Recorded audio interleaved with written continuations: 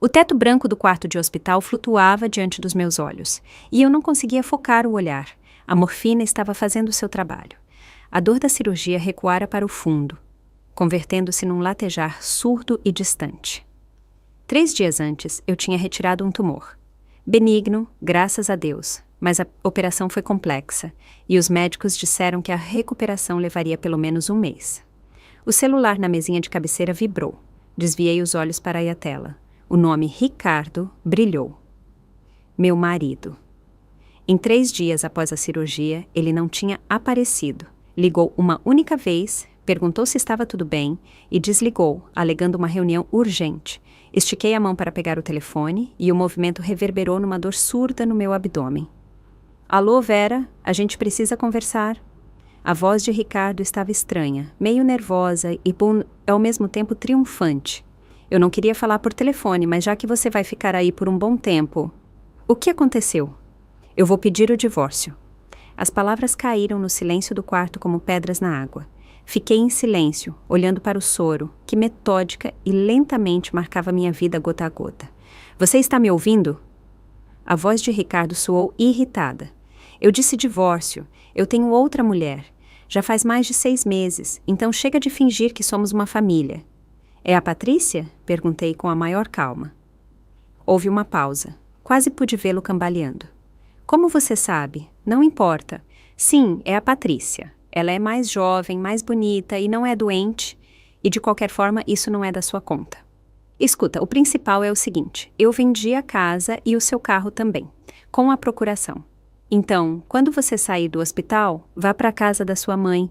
Você não tem mais o que fazer aqui. Eu olhava para o teto e sentia meus lábios se esticarem num sorriso. Como você é burro, Ricardo, falei, baixinho. Você nem percebeu que a casa, na verdade... Não terminei a frase e me cortei no meio da palavra. Que a casa, na verdade, o quê? Preocupação surgiu na sua voz. Vera, o que você quer dizer? Você vai ver, é só esperar. Os documentos do divórcio você pode enviar por meio da minha advogada. E sim, Ricardo, eu vou ficar com o João. Que advogada? Você está no hospital e você não vai ficar com o seu filho. Que tipo de mãe você é neste estado? Vão te declarar incapacitada. Adeus, Ricardo. Pressionei o botão para desligar e deixei o telefone cair sobre o lençol. Fechei os olhos. 12 anos. 12 anos eu tinha sido a esposa dele. Eu preparava os jantares, lavava as camisas dele, dei a ele um filho. 12 anos, fechei os olhos para as voltas tardias, para as mensagens estranhas no telefone, para a maneira como ele olhava para garçonetes jovens nos restaurantes. Mas eu não era boba. Nunca fui. Nós nos conhecemos numa confraternização da empresa quando eu tinha 23 anos. Eu tinha acabado de me formar em economia e tinha conseguido um emprego como contadora em uma construtora. Ricardo trabalhava lá como gerente de vendas. Alto, sorridente, com covinhas nas bochechas. Ele me cortejava com flores, cinema, passeios pela orla. Dizia que eu era especial, que ele nunca tinha encontrado alguém como eu. Meu pai morreu 1 ano antes do nosso casamento. Um AVC fulminante. Minha mãe, Dona Lúcia, ficou sozinha na nossa casa. Uma casa grande, de 2 andares, que meu pai tinha construído com as próprias mãos. Ou melhor, não exatamente com as próprias mãos. Ele era mestre de obras e conhecia todos os pedreiros da cidade. A casa ficou linda de se ver, com uma varanda espaçosa, um jardim, uma garagem para 2 carros. Quando Ricardo e eu decidimos nos casar, minha mãe nos convidou para morar com ela. A casa é grande, tem espaço para todos. Ricardo concordou com entusiasmo. Claro, assim não precisamos pagar financiamento. 1 ano depois do casamento, minha mãe, de repente, decidiu se mudar para Curitiba, para a casa da irmã dela. A tia Zeca está doente, ela explicou. Não está conseguindo se virar sozinha. Vou ficar lá por um tempo. O tempo se arrastou por anos. Minha mãe vinha 2 ou 3 vezes por ano, ficava por um par de semanas e ia embora de novo. Ricardo e eu ficamos sozinhos na casa. Depois nasceu o João e eu estava ocupada demais com o bebê para notar o óbvio. E havia o que notar. Ricardo chegava do trabalho cada vez mais tarde. Ele falava em projetos, clientes, negociações. Eu acreditava. Depois comecei a encontrar nos bolsos das camisas dele notas fiscais de restaurantes que nunca tínhamos visitado juntos. As contas eram para 2 pessoas. Eu me convencia de que eram almoços de negócios. Depois vieram os telefonemas. Ele saía para na varanda, falava baixo, às vezes ria de um jeito diferente. Quando eu perguntava quem era, ele respondia despreocupado: "Ah, é do trabalho." E então, 5 anos atrás, eu vi uma mensagem no celular dele. Ele tinha esquecido o aparelho na cozinha quando foi tomar banho.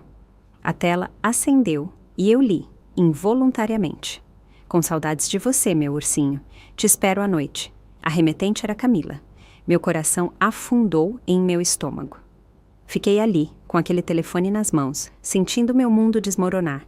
Quis gritar, atirar o telefone na parede, invadir o banheiro e exigir explicações, mas não fiz nada disso. Em vez disso, coloquei o telefone de volta no lugar e me sentei à mesa da cozinha. Servi uma xícara de chá e comecei a pensar: divórcio, escândalo, acerto de contas. João tinha 5 anos na época. Ele adorava o pai. Ricardo o jogava para o alto, o carregava no pescoço e ensinava a andar de bicicleta. Destruir isso, privar meu filho do pai. Mas eu também não ia tolerar a traição. Nos meses seguintes, observei, silenciosamente, atentamente, sem emoção. Camila era a secretária de um escritório vizinho. O romance deles durou cerca de 1 ano, e depois ela se demitiu e foi embora para São Paulo. Ricardo ficou deprimido por 1 ou 2 semanas, e depois voltou para mim, alegre, atencioso, carinhoso. Trouxe até flores. Eu aceitei as flores, sorri e continuei a observar. Nos anos seguintes, ele teve mais 2 mulheres, Renata e Gabriela. Descobri as 2 pelos mesmos sinais: volta para casa tardia, telefonemas secretos, viagens de negócios repentinas. Criei uma pasta separada no computador, onde guardava capturas de tela das conversas dele que eu às vezes conseguia ver, cópias de notas fiscais estranhas, anotações sobre os deslocamentos dele. Eu mesma não entendia muito bem o porquê, apenas sentia que um dia isso seria útil. Patrícia apareceu no ano passado, jovem, com 25 anos, ruiva, com enormes olhos verdes. Ela veio trabalhar na nossa empresa. Sim, naquela época eu já era diretora financeira e Ricardo tinha subido para diretor comercial. Ela foi contratada como assistente executiva. O diretor-geral estava encantado com a dedicação dela. Ricardo também estava encantado, mas por outro motivo. Eu o via olhando para ela durante as reuniões, como ele se demorava, por acaso, na mesa dela, como a acompanhava até o carro depois do trabalho. Patrícia corava, ria, ajeitava o cabelo. 3 meses depois, encontrei no paletó dele a chave de um quarto no Hotel Imperial. Foi aí que tomei a decisão. Não teria escândalo, nem divórcio. Seria preparação. A primeira coisa que fiz foi ligar para minha mãe. "Mãe", eu disse, "lembra que você sempre disse que a casa deveria ficar no seu nome? Que não precisava transferir para mim ou para o Ricardo?" "Claro que lembro", minha mãe respondeu, cautelosa. "O que aconteceu?" "Nada, por enquanto. Mas pode acontecer. Esta casa é herança do papai. Eu não quero que caia nas mãos de qualquer um." Minha mãe hesitou. "Ele está te traindo?" "Sim." Eu não neguei. "Sim, há bastante tempo." "Por que você não me disse antes?" "Porque eu ia resolver sozinha." "Mãe, eu só preciso saber que a casa está segura. A casa está no meu nome. Sempre esteve e vai continuar. Eu não transferi de propósito, embora Ricardo tenha insinuado várias vezes. Agora eu entendo por quê." A segunda coisa que fiz foi procurar a doutora Helena, advogada e amiga antiga da minha mãe. Ela me ouviu em silêncio, fazendo anotações no bloco, depois tirou os óculos e me olhou por cima deles. "Certo, Vera. A casa pertence à sua mãe.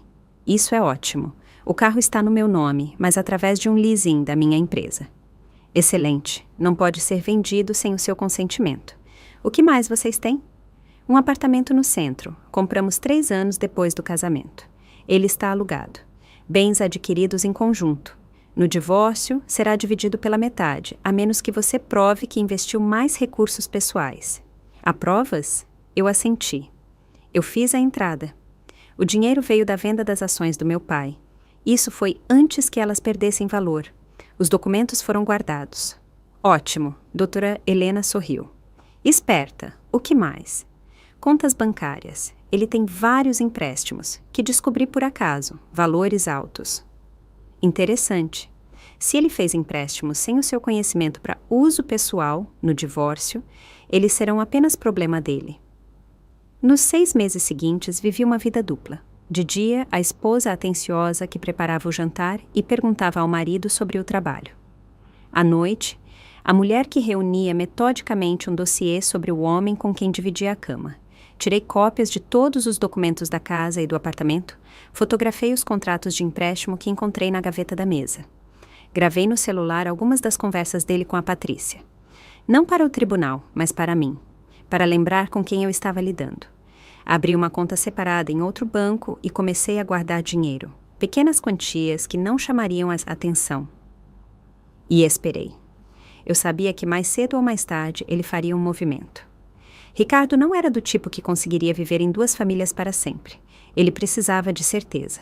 Uma nova esposa jovem, uma vida bonita, a sensação de ser um vencedor. E eu era mobília velha, que precisava ser jogada fora. A cirurgia acelerou os planos dele. Quando me levaram de ambulância com suspeita de apendicite e se revelou um tumor que exigia intervenção cirúrgica urgente, Ricardo viu a oportunidade ideal. A esposa doente, incapaz, indefesa. Ele podia pegar tudo e se apresentar como vítima. Ela estava doente. Eu não aguentava mais viver assim, vocês entendem. Só que ele não sabia que eu estava pronta. No dia seguinte à ligação dele, minha mãe entrou no quarto. Ela tinha vindo num ônibus noturno de Curitiba assim que soube da cirurgia. Minha filha. Ela me abraçou com cuidado, tentando não esbarrar no soro, e eu me permiti chorar pela primeira vez naqueles dias. Não de dor, nem de ressentimento, mas de alívio. Havia uma pessoa em quem eu podia confiar ao meu lado. Ele ligou ontem, eu disse, quando as lágrimas secaram. Divórcio! E disse que vendeu a casa. Minha mãe se afastou e me olhou. Não havia pânico nos olhos dela, apenas uma raiva fria. Vendeu a minha casa? Ele acha que vendeu. Os lábios da minha mãe tremeram num escárnio. Que idiota! Mãe, eu sei, mas ele pode ter falsificado os documentos. A procuração no seu nome. Precisamos verificar. Eu já liguei para o cartório. Amanhã de manhã eu pego a certidão. Mas mesmo que ele tenha aprontado alguma com os documentos, a transação será inválida. Eu estou viva e em meu juízo perfeito. Me recostei no travesseiro.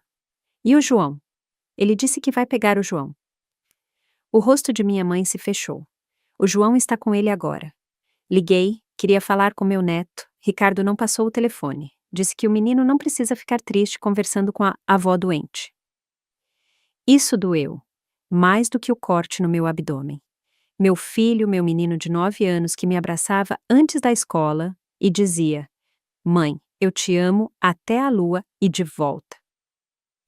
O que Ricardo estava contando a ele agora? Que a mãe o abandonou, que a mãe é má, que ele teria uma nova mãe, jovem e bonita agora. Nós vamos trazê-lo de volta. Minha mãe disse, firmemente, tudo pela lei. Aquele canalha ainda vai se arrepender.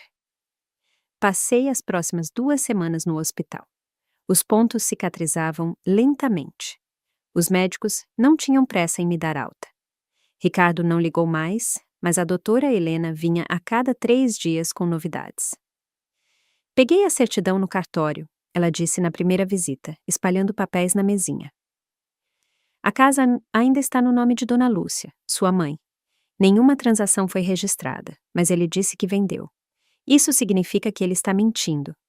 Ou que armou um esquema com documentos falsos. Se for o segundo, é caso de polícia. Estelionato. Eu dei entrada numa denúncia. Uma semana depois, o quadro ficou claro. Ele realmente tentou vender a casa. Doutora Helena folheava os documentos. Encontrou compradores, mostrou-lhes uma procuração falsa da sua mãe, pegou um sinal de R$200 mil. Mas quando chegou a hora de registrar a transação, o cartório exigiu a confirmação, e tudo parou.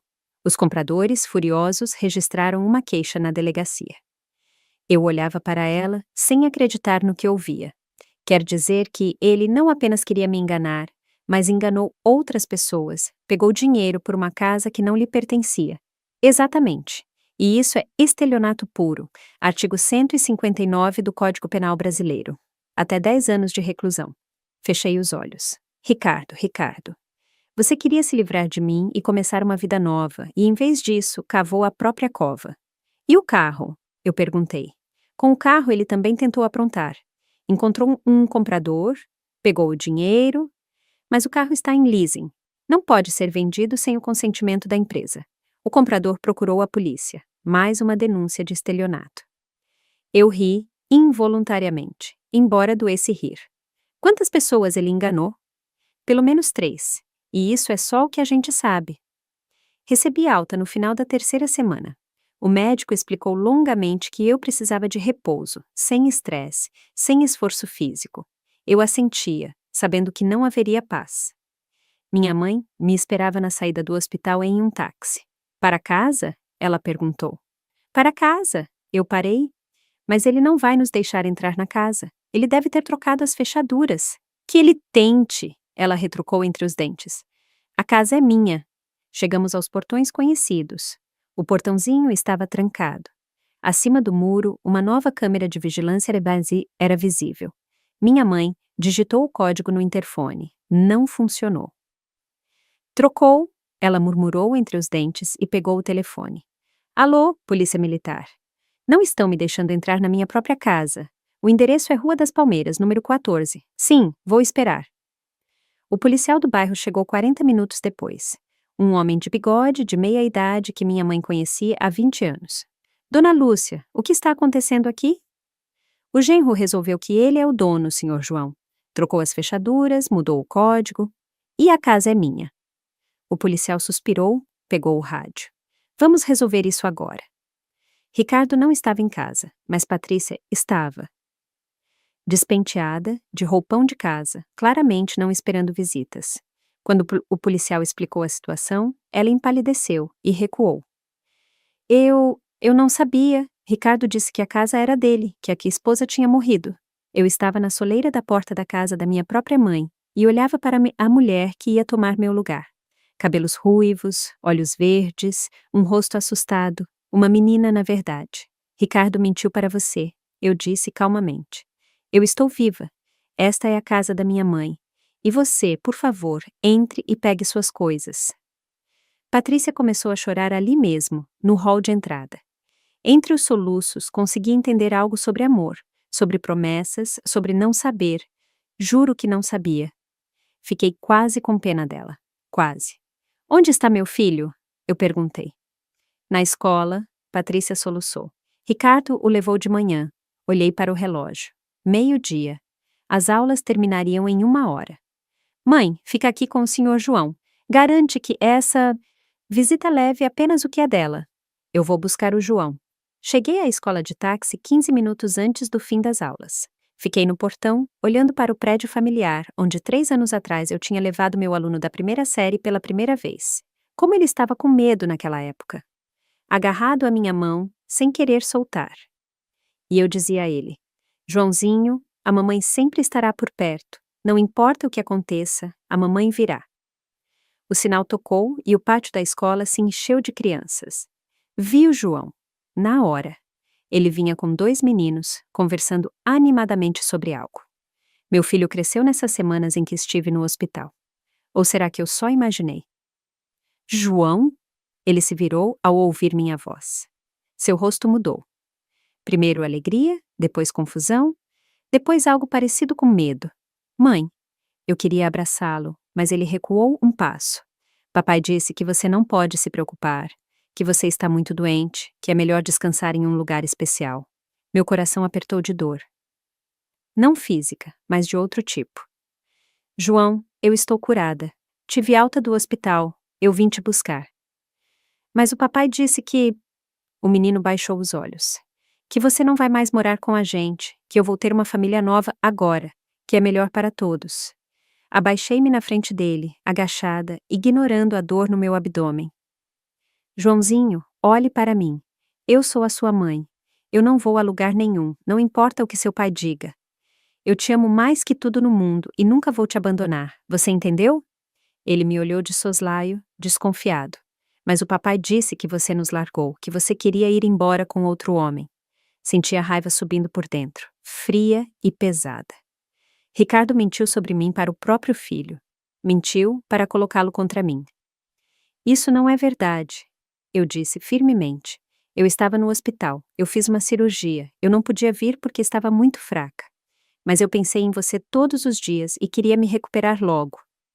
João ficou em silêncio. Eu podia ver a luta nos olhos dele. As palavras do pai contra as palavras da mãe. Mãe, ele finalmente se decidiu. É verdade que agora a gente vai morar separado? Você e o papai? Sim, meu filho, é verdade. Mas isso não significa que eu vou te abandonar. Você vai morar comigo. E o papai? O papai vai morar em outro lugar.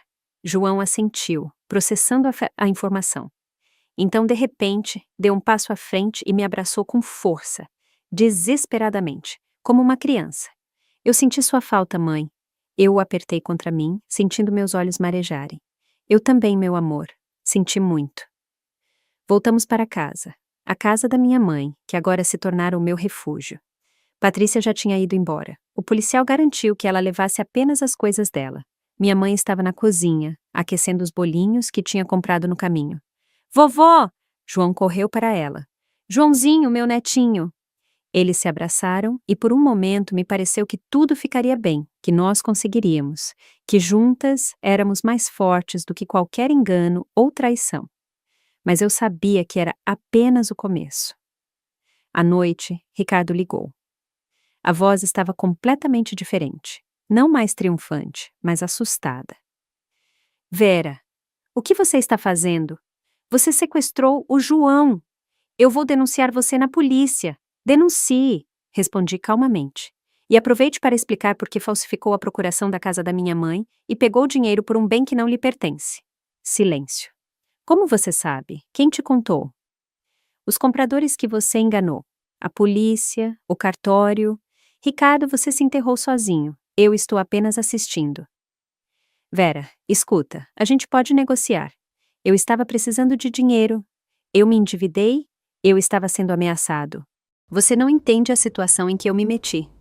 Eu entendo perfeitamente. E você também vai entender em breve. Até o tribunal. Desliguei e apaguei o telefone. Minha mãe entrou na sala, me olhando atentamente. Ele ligou? Sim, pediu para negociar. E o que você respondeu? Eu sorri. O que eu tinha que responder? A guerra está apenas começando, mãe. Mas eu estou pronta para ela. Minha mãe se sentou ao meu lado, pegando a minha mão. Vera, ela disse séria, eu quero te contar uma coisa. Eu queria ter te contado há muito tempo, mas não tive coragem. O que é? Lembra que eu insisti para que a casa ficasse no meu nome, para você não a transferir depois do casamento? Claro, você disse que era herança do papai e que deveria permanecer na família. Minha mãe assentiu. É verdade, mas havia outra razão. Ela fez uma pausa, reunindo os pensamentos. Ricardo veio me procurar 1 ano depois do casamento, pedindo para eu passar a casa para o nome de vocês dois. Disse que seria o certo. Que uma família jovem precisava de segurança para o futuro. Ele nunca me falou sobre isso. Eu sei, porque eu recusei. E sabe o que ele me disse então? Eu balancei a cabeça. Ele disse: Dona Lúcia, a senhora sabe que não vai viver para sempre. Mais cedo ou mais tarde, esta casa será de Vera, e portanto minha. E ele sorriu, com aquele ar de dono. Foi então que eu entendi tudo. Eu olhava para minha mãe, sentindo um frio crescendo por dentro. Por que você não me contou? Porque você estava feliz, ou pensava que estava. Vocês tinham acabado de ter o João. Eu não queria destruir sua família com suposições e desconfianças. Mas, por precaução, eu mantive a casa no meu nome. E como você pode ver, não foi à toa. Eu a abracei com força, agradecida. Obrigada, mãe. Não há o que agradecer, minha filha. Somos uma família e a família precisa se proteger. Lá fora, escurecia. Em algum lugar na casa, João ria. Tinha encontrado seus brinquedos antigos no sótão. A vida continuava, complexa, imprevisível, às vezes cruel, mas continuava. E eu estava pronta para ela. Passei muito tempo sem conseguir dormir naquela noite. Deitada no meu antigo quarto, o mesmo onde passei a infância e a juventude, onde sonhei com amor e felicidade, pensando em como tudo tinha mudado. 12 anos atrás, eu me casei com a certeza absoluta de que seria para sempre. Vestido branco, véu, buquê de rosas, Ricardo de terno, bonito, sorridente. Jurei amar e cuidar. Palavras vazias, como se viu. Uma embalagem bonita sem conteúdo. Mas eu não me arrependia dos anos vividos, porque havia João, meu filho, meu sangue, minha principal vitória nesse casamento fracassado. Só por ele valeu a pena passar por tudo isso. Perto das 3 da manhã, ouvi passos leves no corredor. A porta se abriu e a cabeça de criança apareceu na fresta. Mãe, você está dormindo? Não, meu filho. Entra. João subiu na cama e se aninhou debaixo do meu cobertor. Eu tive um sonho ruim. O quê? Que você tinha ido embora de novo e nunca mais voltaria. Eu o abracei, o apertei contra mim. Eu não vou a lugar nenhum, eu prometo. Juro, juro, meu filho, dorme. Ele se acalmou, aquecido e tranquilo. Eu fiquei deitada no escuro, pensando em quanto trabalho havia pela frente. Tribunais, advogados, polícia, interrogatórios, documentos, audiências. A luta pelo que me pertencia por direito. Pelo meu filho, pela minha dignidade, pela justiça. Mas eu estava pronta, porque não sou do tipo de mulher que desiste. De manhã, fui acordada por um telefonema. O número era desconhecido. Alô, bom dia, Vera Cristina? A voz feminina era jovem e agitada. Sim, sou eu. Quem está falando? Meu nome é Patrícia. A gente se encontrou ontem. Sentei na cama, ajeitando o cabelo automaticamente, como se ela pudesse me ver. E o que você quer? Eu preciso falar com você. Por favor, é importante. Havia algo tão desesperado e quebrado na voz dela. Pensei. Aquela menina era minha rival, minha inimiga ou mais uma vítima das manipulações de Ricardo? Tudo bem, eu disse, por fim. Pode vir, você já sabe o endereço. Patrícia chegou 1 hora depois, sem maquiagem, com os olhos vermelhos de tanto chorar. Ela parecia uma criança. Minha mãe a levou até a sala de estar e, ostensivamente, ficou na porta. Não pretendia me deixar sozinha com aquela mulher. Eu vim pedir desculpas. Patrícia começou imediatamente, sem levantar os olhos, e contar a verdade. Estou ouvindo. Ricardo me disse que vocês tinham se separado, que você tinha ido embora com outro homem, abandonado o João, que ele era um pai solteiro infeliz, tentando refazer a vida. Eu acreditei nele. Eu o amava. Ela parou, amassando um lenço de papel nas mãos. Depois, eu descobri que você estava no hospital. Eu ouvi uma conversa dele no telefone por acaso. Ele estava falando com um homem, acho que um credor. Ele disse que logo tudo estaria resolvido, que a esposa estava doente, que ele pegaria a casa e o dinheiro. Minha mãe bufou na porta. E você ficou calada. Eu não sabia o que fazer. Eu pensei que talvez fosse um mal-entendido, talvez ele estivesse apenas preocupado com as dívidas.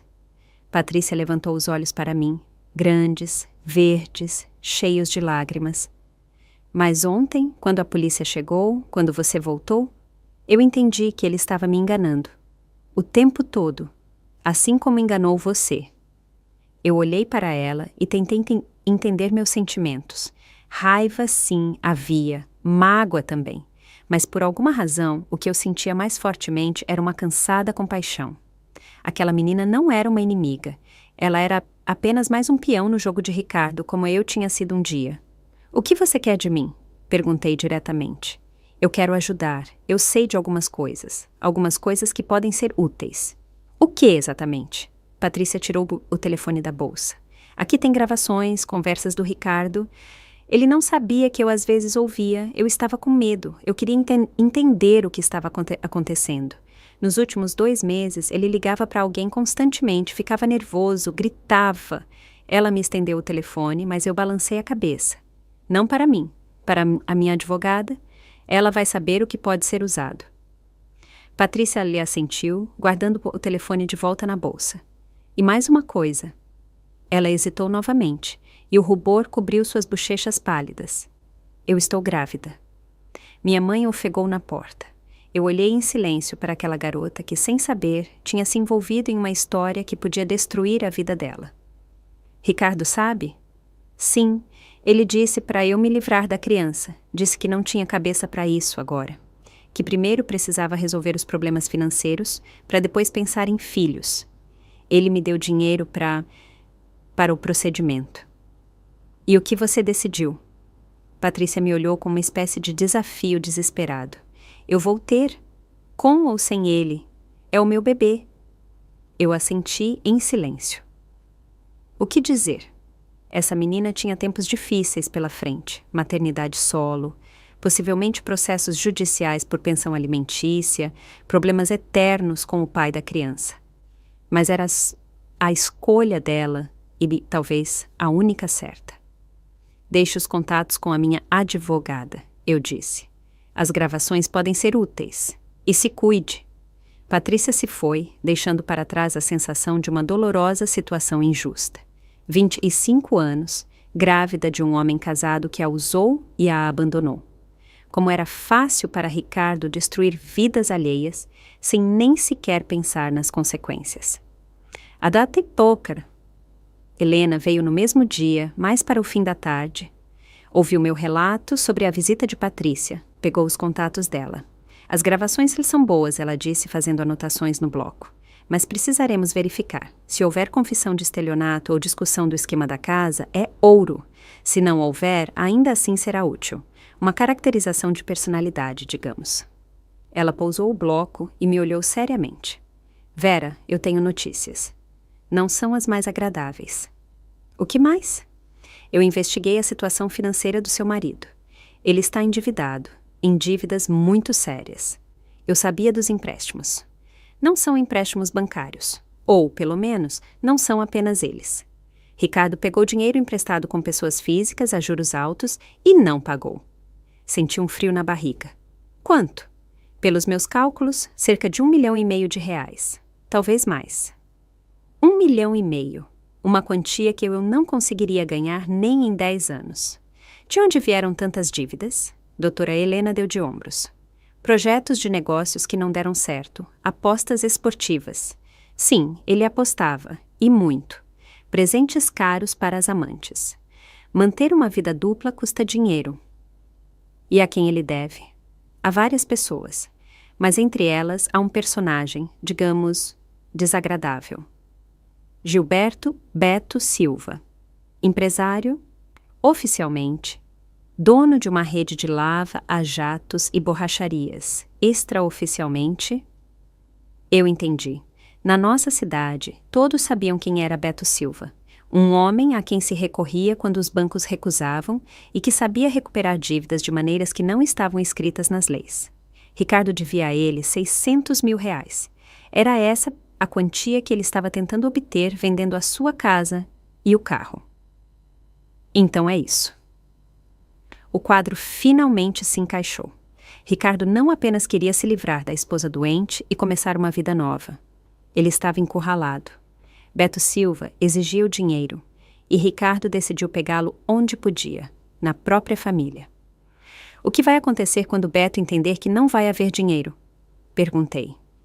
Doutora Helena hesitou. Nada de bom. Mas esse é o problema do Ricardo, não o seu. E se ele tentar nos alcançar? O João? Beto não é idiota. Ele não vai se envolver com mulheres e crianças. Isso é ruim para os negócios. Mas por precaução, eu aconselharia a instalar um alarme e ser mais cuidadosa. Quando a advogada saiu, fiquei sentada na cozinha por um longo tempo, olhando pela janela escura. Minha mãe, em silêncio, colocou uma xícara de chá na minha frente. Notícias ruins? Ela perguntou. Pior do que eu pensava. Ricardo deve dinheiro a pessoas perigosas. E agora? Agora a gente vai ser cautelosa e vai esperar. A espera não demorou muito. 3 dias depois, Ricardo foi detido. 2 denúncias de estelionato dos compradores enganados da casa e do carro fizeram o seu trabalho. Ele foi chamado para depor e, depois do interrogatório, não o deixaram ir para casa. A medida cautelar foi prisão preventiva. A doutora Helena me informou sobre isso, ligando logo cedo. Ele foi preso, ela disse, sem rodeios. O delegado considerou que havia risco de fuga ou de pressão sobre as testemunhas. Ele vai ficar preso até o julgamento. Desliguei o telefone e senti um vazio estranho. Não alegria, nem satisfação. Vazio. O homem com quem eu vivi 12 anos, o pai do meu filho, estava agora em uma cela, e a culpa era só dele. João soube da prisão do pai pelos colegas de classe, voltou da escola carrancudo, silencioso, jogou a mochila no canto e se trancou no quarto. Bati na porta, entrei sem ser convidada. Ele estava sentado na cama, olhando para o celular. Joãozinho, a gente precisa conversar. Eu sei, ele resmungou, sem levantar os olhos. Prenderam o papai, todo mundo na sala já está falando. Sim, é verdade. Por quê? Sentei ao lado dele, escolhendo as palavras. Como explicar a um menino de 9 anos que o pai era um estelionatário? Que ele enganou pessoas, pegou o dinheiro delas, mentiu para todos? O papai fez coisas erradas, eu disse por fim. Ele pegou o dinheiro das pessoas e não devolveu. Isso se chama estelionato e é punido por lei. Mas ele não queria.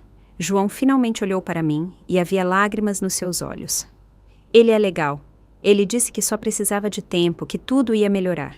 Meu filho, às vezes os adultos cometem erros, erros graves, e eles precisam responder por eles. A culpa é sua! Ele gritou de repente. Foi você quem denunciou ele. Foi você quem o colocou na prisão. As palavras me atingiram mais forte do que eu esperava. Mas eu não me virei, nem fui embora. Não, João, não fui eu. Quem denunciou o papai foram outras pessoas, aquelas que ele enganou. Eu não tenho nada a ver com isso. Mentira!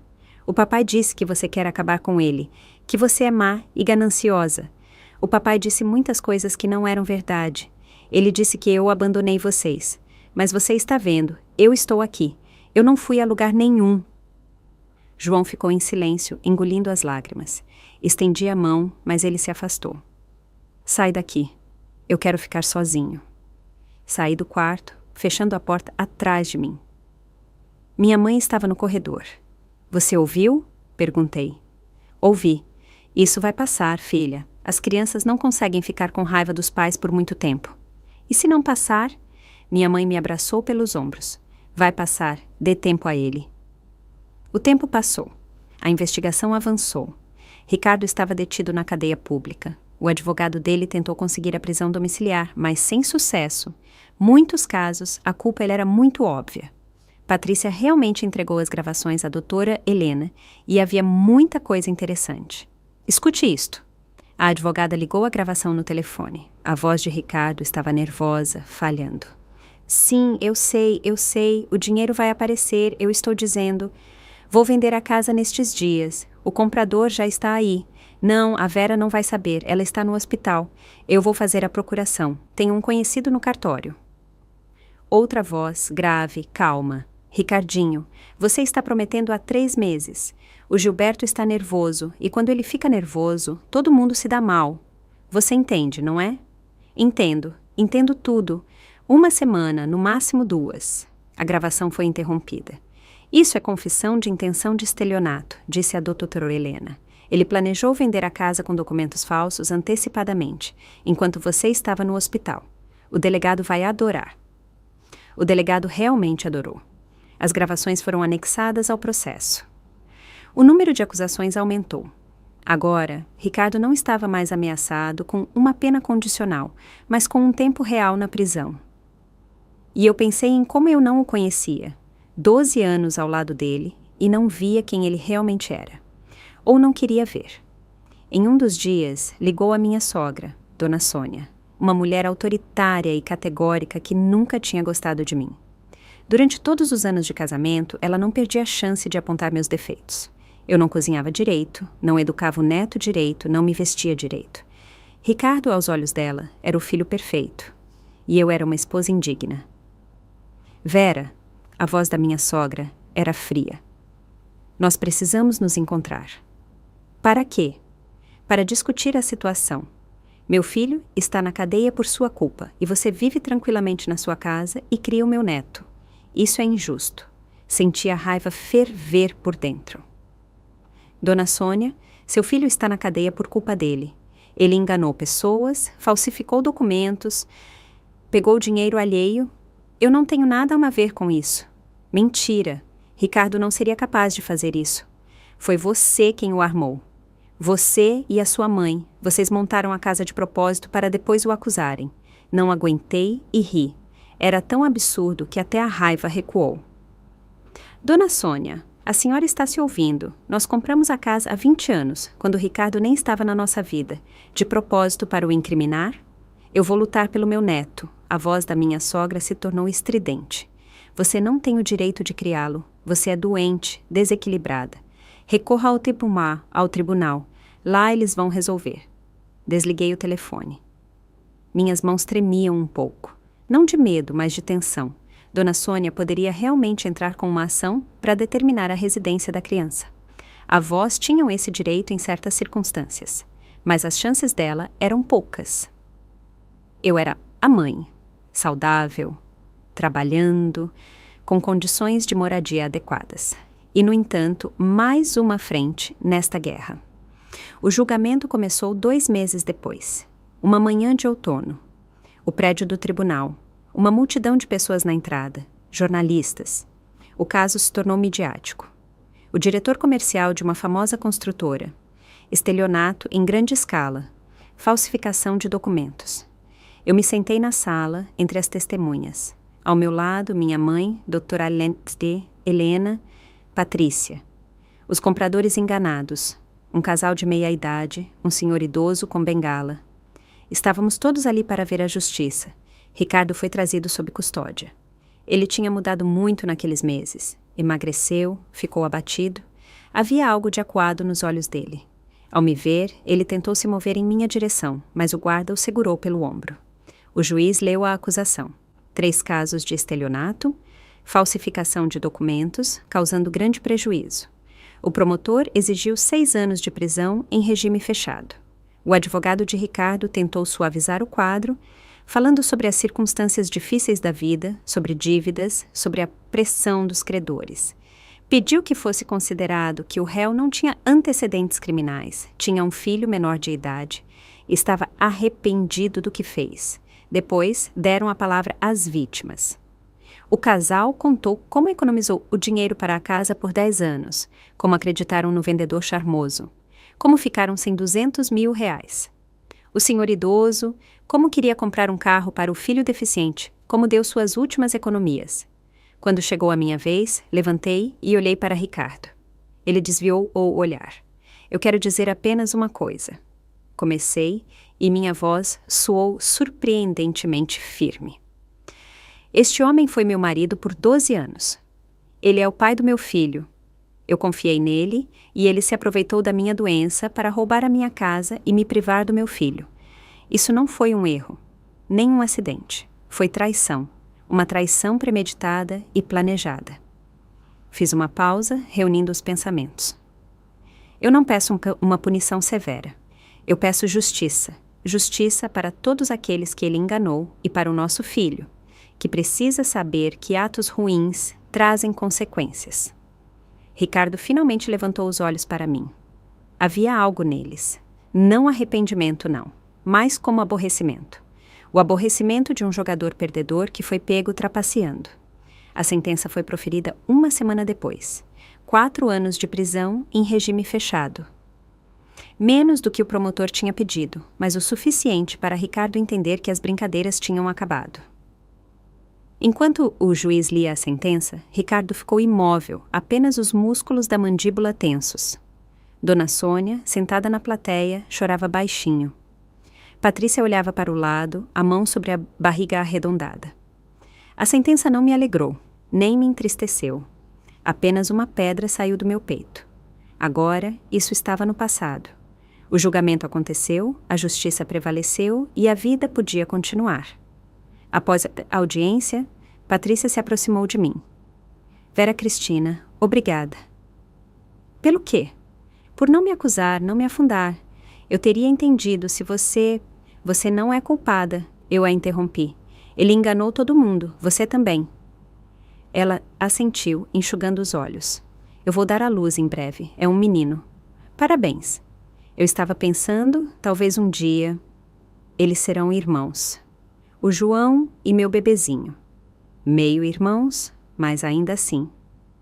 Eu olhei para ela, jovem, confusa, com uma barriga enorme e olhos assustados. E sentia algo parecido com pena ou solidariedade. Nós duas éramos vítimas do mesmo homem, ambas ficamos com filhos para criar, ambas tínhamos que construir nossas vidas de alguma forma. O tempo dirá, eu disse. Quando as crianças crescerem, a gente vê. Patrícia sorriu em agradecimento e foi embora. Eu fiquei parada nos degraus do tribunal, expondo o rosto ao vento de outono, pensando em como a vida é estranha. 3 meses atrás, eu estava deitada no hospital, fraca e indefesa. E agora eu era uma mulher livre, que venceu a luta contra o homem que queria me destruir. Mas a vitória não estava completa. Restava o João. Depois da sentença, ele se fechou completamente. Parou de conversar comigo, respondia com monossílabos, trancava-se no quarto. Os problemas começaram na escola. Os professores se queixavam de distração, de conflitos com os colegas. Eu tentava me aproximar dele, preparava os pratos favoritos dele, oferecia para assistirmos a um filme juntos, viajarmos em algum fim de semana. Ele recusava tudo. João, por favor, fala comigo. Não quero. Eu entendo que é difícil, mas eu sou sua mãe, eu te amo. Você também amava o papai e depois o colocou na cadeia. Era injusto e doloroso, mas eu entendia, uma criança não podia aceitar a verdade. Era mais fácil me culpar do que admitir que o pai que ele adorava era um estelionatário e um mentiroso. Minha mãe aconselhava a dar tempo a ele. A doutora Helena sugeriu um psicólogo infantil. Eu concordei com o segundo, encontrei uma especialista, marquei uma consulta para João. Nas primeiras sessões, ele ficou em silêncio, sentado no consultório, olhando para a parede, respondendo apenas sim ou não. Mas gradualmente algo mudou. Um dia, ele voltou da consulta com os olhos vermelhos e me abraçou em silêncio no hall de entrada. Mãe, a voz dele tremia. Por que ele fez isso com a gente? Eu não sei, meu filho, eu não sei. Ficamos assim por um longo tempo, abraçados, em silêncio, sentindo um ao outro. E eu sabia que era o começo. Não o fim, mas o começo da cura. Mais algumas semanas se passaram. O inverno chegou, a primeira neve caiu. A vida gradualmente voltava ao normal. Voltei ao trabalho. João ia para a escola. Minha mãe cuidava da casa. Por fora, tudo parecia quase bem. Uma noite, João veio ao meu quarto. Nas mãos, ele segurava o celular antigo dele, o infantil, que tínhamos dado a ele no 7º aniversário. Mãe, eu quero te mostrar uma coisa. O quê? Ele se sentou ao meu lado, ligou o telefone. Lembra, há 1 mês, quando o papai foi preso? Ele veio me buscar na escola naquele dia. Me pegou mais cedo, disse que precisávamos conversar. Fiquei tensa. Você não me contou. Eu sei. Eu estava com raiva de você na época. Pensava que você era má. Mas depois eu ouvi tudo isso. Ele apertou a tela e a voz de Ricardo encheu o quarto. A gravação era de má qualidade, mas as palavras eram claras. Joãozinho, escuta bem. Podem me prender em breve, a polícia, entendeu? A sua mãe inventou um monte de coisa sobre mim. Ela quer que eu seja preso. Mas você tem que saber a verdade. Eu não fiz nada de errado, a culpa ela é toda da sua avó. Ela armou tudo de propósito para pegar a nossa casa. E a sua mãe está ajudando ela. Elas são más, João. Elas querem nos separar. A voz de João, fina e assustada. Mas a mamãe disse... A mamãe está mentindo. Elas estão todas mentindo. Você só tem que acreditar em mim, entendeu? Quando me prenderem, fique calado. Não conte nada a elas. E lembre-se que o papai te ama e vai voltar logo. A gravação foi cortada. Eu estava sentada imóvel, sentindo uma fúria gelada crescendo por dentro. Ele tentou te colocar contra mim, eu disse, baixinho. Eu sei. Agora eu sei. O psicólogo explicou que isso se chama manipulação. Sim, isso é manipulação. João ficou em silêncio. Mãe, eu quero que você mostre isso para sua advogada. Isso também é prova. Olhei para o meu filho, para o rosto sério e amadurecido dele, e percebi que ele não era mais aquele menino pequeno que se agarrava à minha mão no portão da escola. Ele estava crescendo e amadurecendo mais rápido do que eu gostaria. Esta é uma gravação muito importante, João. Obrigada por me mostrar. O psicólogo disse que não se pode guardar essas coisas, que é preciso compartilhar com as pessoas que amamos. Eu o abracei bem forte. Ele está certo. Parabéns, meu filho. Eu tenho orgulho de você. A gravação foi anexada ao processo. Ela não afetou a sentença, que já estava em vigor, mas poderia ser útil se Ricardo tentasse contestar a guarda do filho após ser libertado. A prova de uma tentativa de colocar uma criança contra uma mãe é um argumento sério. Dona Sônia, como ameaçou, entrou com uma ação para determinar a residência do neto. Mas depois que a gravação e o laudo do psicólogo sobre as tentativas de manipulação foram lidos no tribunal, as exigências dela foram negadas. A sogra saiu da sala com o rosto de pedra e, desde então, nunca mais ligou. A vida continuou, lenta, difícil, mas continuou. João melhorou nos estudos. Fez amizades com meninos normais da turma paralela. Matriculou-se na natação e toda terça e quinta-feira eu o levava à piscina. No caminho, a gente conversava sobre a escola, sobre filmes, sobre a vida. Ele não se fechava mais, não corria para o quarto. Algo dentro dele começou a descongelar. Um dia, enquanto voltávamos do treino, ele perguntou: "Mãe, você vai perdoar o papai algum dia?" Fiquei em silêncio, pensando na resposta. "Eu não sei, meu filho.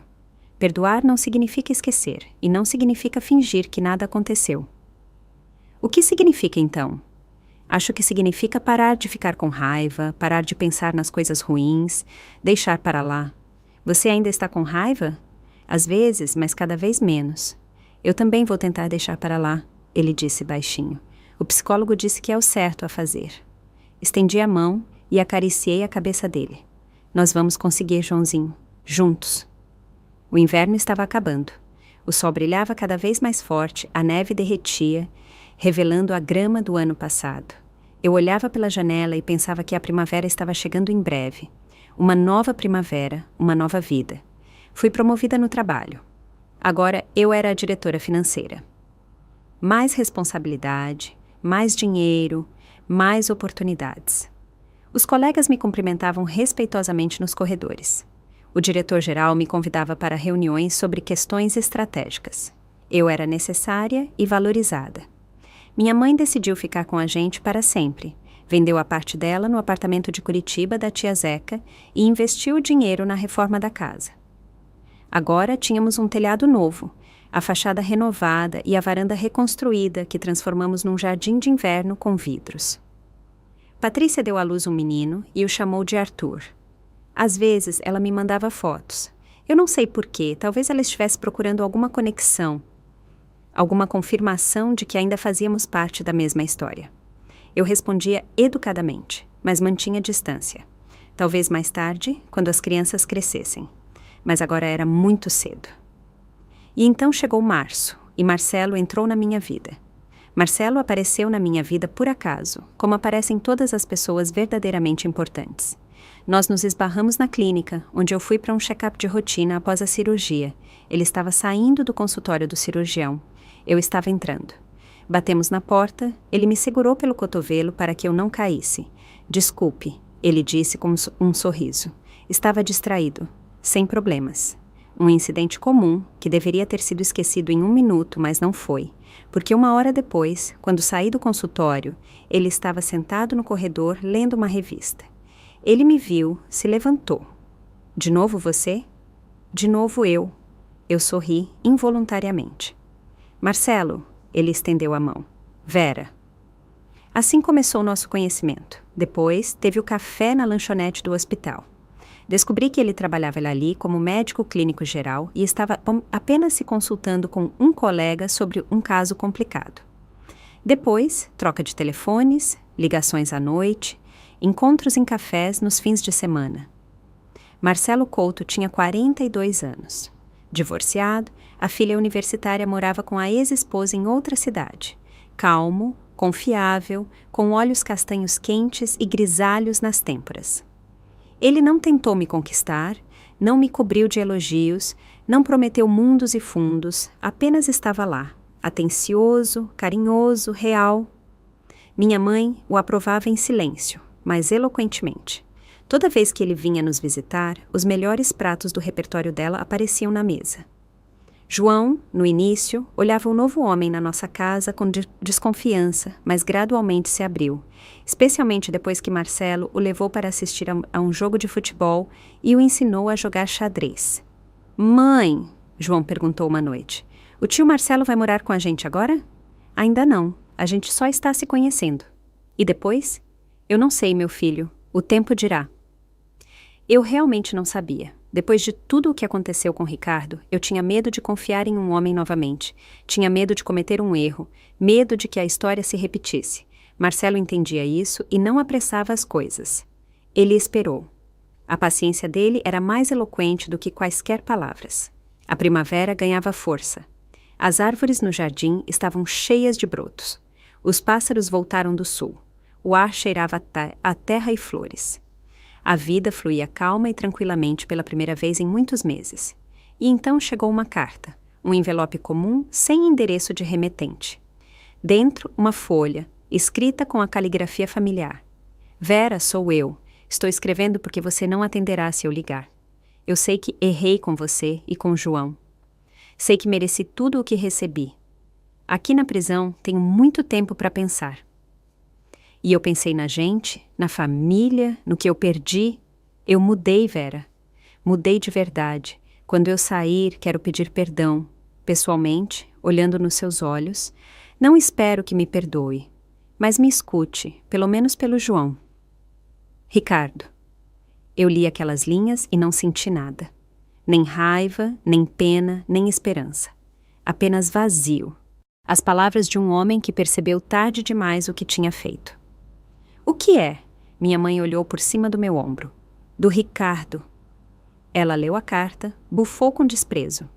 Ele mudou, é? Um lobo em pele de cordeiro. Mãe, você não vai perdoar ele, vai? Não, mas eu também não quero mais odiá-lo. Estou cansada. Minha mãe ficou em silêncio, depois me abraçou. Você está certa, filha. O ódio tira muita força, que ele viva a vida dele. E nós, a nossa. Guardei a carta na gaveta, não a joguei fora. Por algum motivo, eu a guardei. Talvez como um lembrete ou como prova de que tudo aquilo realmente aconteceu. O verão foi quente. João terminou a 4ª série com notas máximas pela primeira vez em 2 anos. Comemoramos com uma viagem para a praia. Eu, minha mãe, João e Marcelo. Alugamos uma casinha perto da água. Nadamos, pegamos sol, comemos pêssegos direto do pé. Foram os dias mais felizes em muito tempo.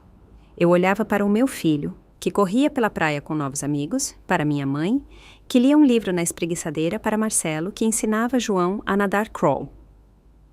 E pensava que a felicidade era possível. Mesmo depois de tudo, mesmo depois da traição, da dor, da decepção, a vida continua e há espaço para a alegria nela. Uma noite, quando João dormiu e minha mãe foi para o quarto, Marcelo e eu nos sentamos na varanda olhando as estrelas. Vera, ele disse baixinho, eu quero te dizer uma coisa. Pode falar. Eu sei que você tem medo. Depois de tudo o que aconteceu, você tem medo de confiar de novo, de se abrir de novo. Eu não vou te apressar, mas eu quero que você saiba. Eu não vou a lugar nenhum.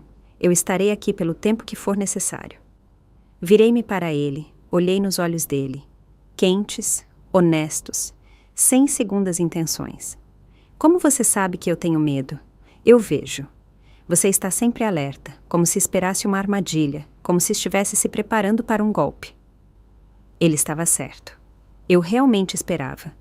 Eu esperava que aquele homem também fosse como Ricardo, que por trás das palavras bonitas se escondesse uma mentira, que a felicidade fosse uma armadilha que se fecharia mais cedo ou mais tarde.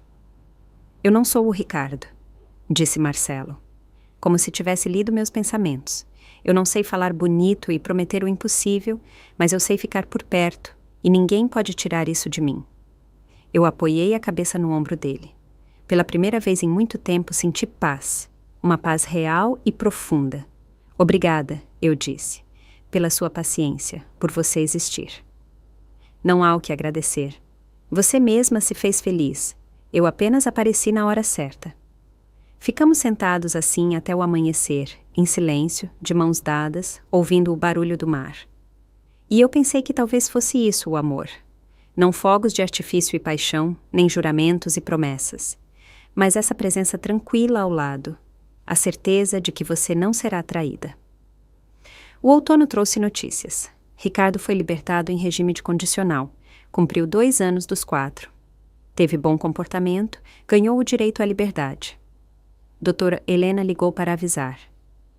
Ele saiu ontem. Ainda não se sabe onde ele está. Não entrou em contato. O que devo fazer? Nada de especial. Se ele tentar entrar em contato, não reaja às provocações. Se ele vier, não o deixe entrar sem testemunhas. Se ele começar a ameaçar, chame a polícia imediatamente. Eu não senti medo. Estranho, mas não senti. Ricardo era parte do passado, que não tinha mais poder sobre mim. Ele podia vir, podia dizer o que quisesse, mas não podia mais mudar nada. Ele apareceu 1 semana depois. Tocou a campainhas à noite, enquanto eu, minha mãe e João estávamos jantando. Marcelo estava de plantão no hospital naquele dia. Olhei pelo olho mágico e o vi, envelhecido, abatido, com o olhar apagado. Não era o homem confiante e sorridente com quem eu tinha me casado um dia. Quem é? Perguntou minha mãe. Ricardo. Ela se fechou, levantou-se da mesa. Não abra. Mãe, espere. Virei-me para João. Ele estava sentado imóvel, agarrado ao garfo. Filho, o papai veio. Você quer vê-lo? João ficou em silêncio por alguns segundos. Depois balançou a cabeça. Não, não quero. Tem certeza? Eu fui até a porta, mas não abri. Apenas disse através dela. Ricardo, vá embora. Vera, por favor. A voz dele soou abafada. Eu preciso conversar com você e com o João. O João não quer te ver, eu também não. Mas eu sou o pai dele. Você era o pai dele. E depois você escolheu outra coisa. Escolheu a mentira, o dinheiro, outra mulher. Você mesmo abriu mão da gente. Eu mudei lá na prisão. Eu entendi. Fico feliz por você, mas isso não muda nada. Silêncio. Depois um suspiro pesado. Vera, eu não estou pedindo para você voltar. Apenas me deixe ver o meu filho. Pelo menos uma vez. Olhei para João. Ele estava sentado à mesa, tenso, pálido. Cruzou meu olhar e balançou a cabeça novamente.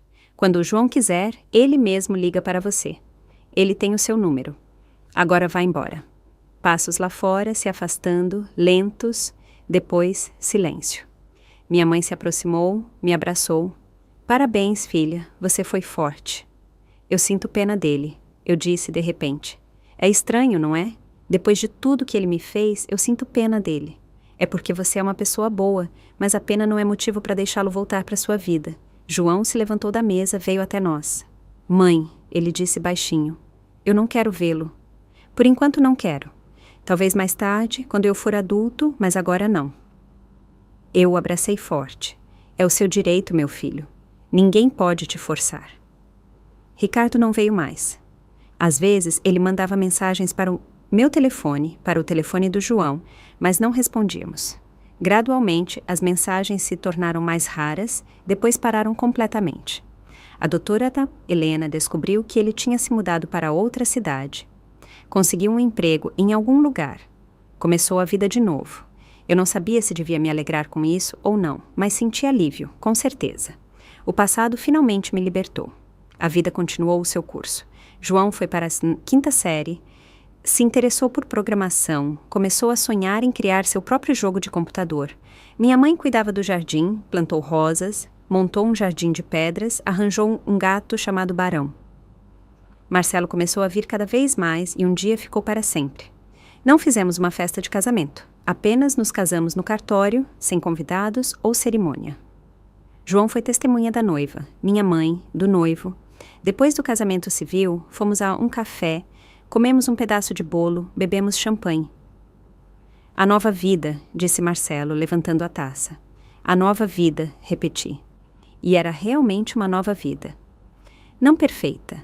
Perfeitas não existem, mas boa, real. 1 ano depois do nosso casamento, Patrícia me ligou. A voz dela estava agitada, mas alegre. Vera Cristina, bom dia. Eu queria te contar. O Arthur fez 1 ano e acabou de dar os primeiros passos. Parabéns, eu disse sinceramente. Obrigada, e eu também vou me casar com um homem bom. Ele sabe tudo sobre o Arthur, sobre o Ricardo, e mesmo assim nos aceita. Fico feliz por você, Patrícia. Vera Cristina. Eu queria perguntar, talvez um dia Arthur e João pudessem se conhecer. Eles são irmãos, afinal de contas. Eu pensei, meio-irmãos, é verdade, o mesmo sangue, o mesmo pai, mas João precisava de mais uma lembrança do homem que o traiu? Eu vou falar com o João, eu disse por fim. Se ele quiser, a gente planeja algo. À noite, perguntei ao meu filho. Ele ficou em silêncio por um longo tempo, depois disse, o Arthur não tem culpa de ter um pai assim. Assim como eu não tenho culpa. Talvez a gente possa se conhecer um dia, só não agora. Eu preciso de mais um tempinho. Tudo bem, meu filho. O tempo que precisar, você terá. Mais 6 meses se passaram e João mesmo pediu para organizarmos um encontro. Fomos visitar Patrícia. Ela morava agora em um apartamento pequeno na periferia da cidade com o marido e o pequeno Arthur. Os meninos gostaram um do outro imediatamente. Arthur ainda era muito pequeno, 1 ano e meio, engraçado, gordinho, com cachos ruivos como a mãe. João brincou com ele a noite toda, mostrou brinquedos, construiu torres de blocos, empurrou carrinhos. Quando fomos embora, João disse, pensativo, Mãe, o Arthur parece o papai, quando era jovem. Eu vi as fotos. Sim, eu concordei. Parece, mas ele não será como o papai, porque a mãe dele é boa e o novo pai dele também é bom. Eu vi como eles olham para ele. Acariciei a cabeça do meu filho. Você amadureceu muito, Joãozinho. Eu já tenho 11 anos, mãe. Isso é muito. Claro que é muito. Eu sorri, mas alguns anos se passaram. João cresceu, transformando-se em um adolescente alto e sério. Terminou a escola com distinção. Entrou na Universidade Federal, no curso de Ciência da Computação. Marcelo o ajudava com matemática, eu com inglês. Minha mãe tinha orgulho do neto até as lágrimas. Uma tarde de outono, eu estava perto da janela da minha casa, a mesma que o papai construiu com as próprias mãos, que a mamãe guardou para mim, que Ricardo tentou roubar. Olhava para o jardim, onde as últimas ásteres estavam morrendo. Para o céu encoberto por nuvens, para o João, que conversava ao telefone no quintal com alguma menina. Marcelo se aproximou por trás, me abraçou pelos ombros. O que você está pensando? Em como tudo se resolveu? E como você se sente? Fiquei em silêncio, escolhendo as palavras. Sabe, há alguns anos, eu achava que a vida tinha acabado, que eu tinha sido traída, enganada, pisoteada, que eu nunca mais me recuperaria, e agora eu entendo que aquilo não foi o fim, foi o começo, como se a vida antiga tivesse que desmoronar para que uma nova pudesse surgir, uma vida melhor. Marcelo me beijou no topo da cabeça. Você é uma mulher forte, Vera. Eu não sou forte. Eu apenas não desisti. Lá fora, João terminou a conversa, guardou o telefone, sorriu para algo só dele. Jovem, bonito, cheio de esperança, a vida inteira pela frente. Minha mãe saiu para a varanda, nos chamou para jantar. Uma noite comum, uma família comum. Nada de especial, e nisso estava o seu encanto particular. Recentemente, eu tive um sonho estranho. Eu estava deitada de novo no quarto de hospital, olhando de novo para o teto branco, e o telefone tocava de novo. Mas quando atendi, havia silêncio do outro lado. Nenhuma palavra, nenhuma ameaça, nenhuma traição. Apenas silêncio. Acordei com a sensação de paz. O passado não tinha mais poder sobre mim. As feridas tinham cicatrizado, deixando cicatrizes quase invisíveis. Aprendi a viver com elas e a viver bem. Ricardo está em algum lugar longe, em outra cidade, em outra vida. Às vezes, ele escreve para mim, para o João, raramente, 2 vezes por ano. João responde ainda mais raramente. Eles concordaram em se encontrar quando João for maior de idade. Talvez se encontrem. Talvez não. Isso já é a história deles, o relacionamento deles. Eu não me intrometo. Patrícia está felizmente casada, criando Arthur e mais uma filha, que nasceu há 2 anos. Arthur sabe que tem um irmão mais velho e sonha em conhecê-lo melhor. João prometeu ensiná-lo a programar quando ele crescer. Dona Sônia nunca me perdoou, mas é a escolha dela, o direito dela. Eu não guardo rancor dela. Hoje é domingo. Lá fora, uma manhã de outono clara, O último calor antes do longo inverno. Minha mãe está assando uma cuca, Marcelo lê o jornal, João está arrumando as malas. Amanhã ele volta para uma universidade. Começa um novo semestre. Eu me sento à mesa e penso em como a vida é estranha. Como é possível construir algo novo a partir de ruínas? Como a traição pode se tornar o começo da liberdade? Como a dor pode se tornar alegria? Mãe! João aparece na cozinha. Você não viu meu carregador? Olha na varanda. Você estava sentado lá ontem. Certo, obrigado. Ele sai correndo, batendo os pés na escada. Minha mãe balança a cabeça. É a sua cara na idade dele, tão distraído. É genético, eu sorrio. Marcelo pousa o jornal, me olha por cima dos óculos. O que vamos fazer hoje? Nada de especial. Apenas viver. Ele sorri aquele sorriso pelo qual me apaixonei. Apenas viver é a melhor coisa que podemos fazer. E ele está certo. Depois de tudo o que aconteceu, apenas viver, apenas desfrutar de cada dia, apenas ser feliz. Essa é a principal vitória. Não sobre Ricardo, nem sobre as circunstâncias, mas sobre o meu próprio medo e dor. Eu me levanto, vou até a janela. No jardim, as últimas rosas balançam ao vento. O orgulho da minha mãe. Barão se aquece ao sol na varanda. De algum lugar vem a risada de João. Encontrou o carregador, está conversando com alguém por vídeo.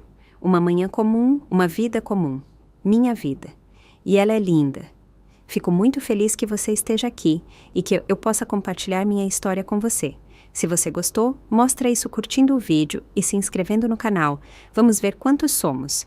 Me conta nos comentários de qual cidade você está assistindo e que horas são aí. Eu fico super curioso para saber de onde toda essa gente querida me acompanha. Se quiser me apoiar um pouco mais, você também pode mandar uma pequena contribuição. Todo dia eu trago novas histórias de vida só para você.